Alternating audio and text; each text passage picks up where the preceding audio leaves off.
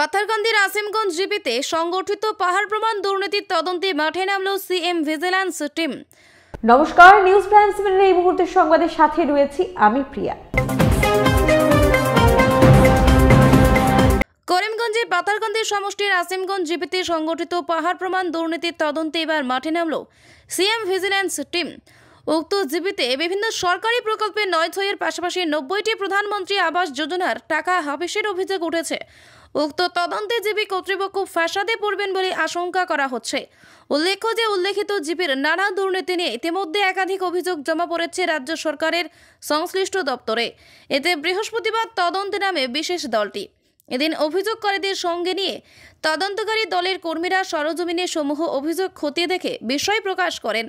প্রধানমন্ত্রী আবাস যোজনার তালিকায় নাম রয়েছে অথচ টাকা পায়নি যেসব হিতাধিকারীদের বাড়িতে গিয়ে কথা বলেন তদন্তকারী দলের কর্মীরা, এতে ব্যাপক গরমিল ধরা পড়েছে বলে জানা গেছে। তাছাড়া চতুর্দশ অর্থ কমিশনও এমজি এনরেগার কাজেও দেদার দুর্নীতি পরিলক্ষিত হয়েছে। সিএম ভিজিল্যান্সের ৫ সদস্যের দলটি গোটা দিন জিবির অন্যান্য সরকারি কাজেরও সরেজমিনে তদন্ত করে দেখেন।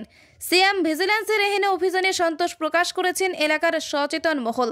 এদিকে এই কাণ্ডে জিপি সভাপতি ও জিপি সচিবের প্রতিক্রিয়া জানতে তাদের সাথে ফোন যোগে যোগাযোগের চেষ্টা করলেও তাদেরকে পাওয়া যায়নি। ভানুচন্দ্রের রিপোর্ট, নিউজ প্রাইম 7।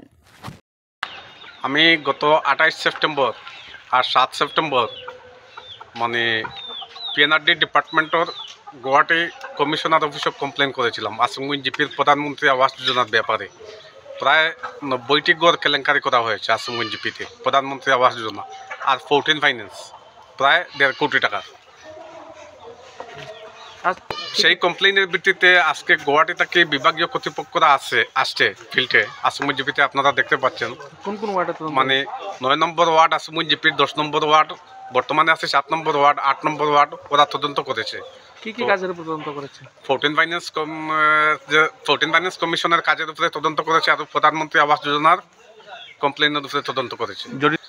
জড়িতদের ওরা বিভাগীয় কর্তৃপক্ষরা বলবে, কিন্তু আমার বিশ্বাস যে আসিমগঞ্জ জিপিতে যেহেতু জিপি সভাপতি এবং বিভাগীয় কর্মীরা মিলে যে পর্যন্ত এত বৃহৎ কেলেঙ্কারি করেছে প্রকাশ পেয়েছে।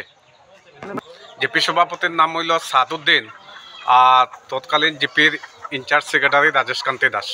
আমার নামে প্রধানমন্ত্রী আবাস যোজনা, কিন্তু অ্যাকচুয়াল বেনিফিশিয়ারি আমি আমার এক গড়টা না দিয়া এরা তাদের নিজের বাতিউজি বাগনির নামে অ্যাকাউন্ট যেগুলো আছে তাদের রিলেটিভের ওই অ্যাকাউন্টও টাকাটা ঢুকাই হারিয়ে সম্পূর্ণ টাকা আত্মসাৎ করছে।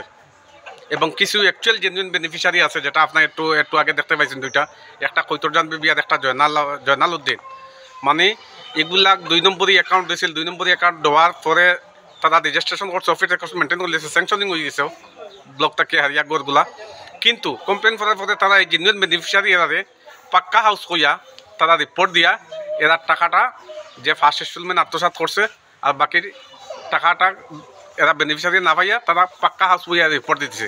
কিন্তু যে আসিমগঞ্জ জিপির যে 4 নম্বর ওয়ার্ডে একটা ফ্যামিলিতে 32টা অ্যাকাউন্ট আছে, একটা ফ্যামিলিতে 32টা অ্যাকাউন্ট আছে। সেই 32টা অ্যাকাউন্টও আদার্স 32 জন বেনিফিশিয়ারির পিএমওয়াইজির টাকা ঢুকছে। যে আমার জিপিতে ক্যাজুয়াল ওয়ার্কার আবু মোহাম্মদ সলমান কই একজন আছে, জিপি সভাপতির বাতিজা, মানে তার ফ্যামিলিতে 32টা অ্যাকাউন্ট আছে। সেই 32টা অ্যাকাউন্টও আদার্স 32 বেনিফিশিয়ারির এরারে অন্ধকারে রাখিয়া মানে জিওটেক করিয়া এরার অ্যাকাউন্ট ফ্রিজিং করিয়া রেজিস্ট্রেশন করার সময় স্যাংশন করার সময় এই টাকাটা আত্মসাৎ করছে।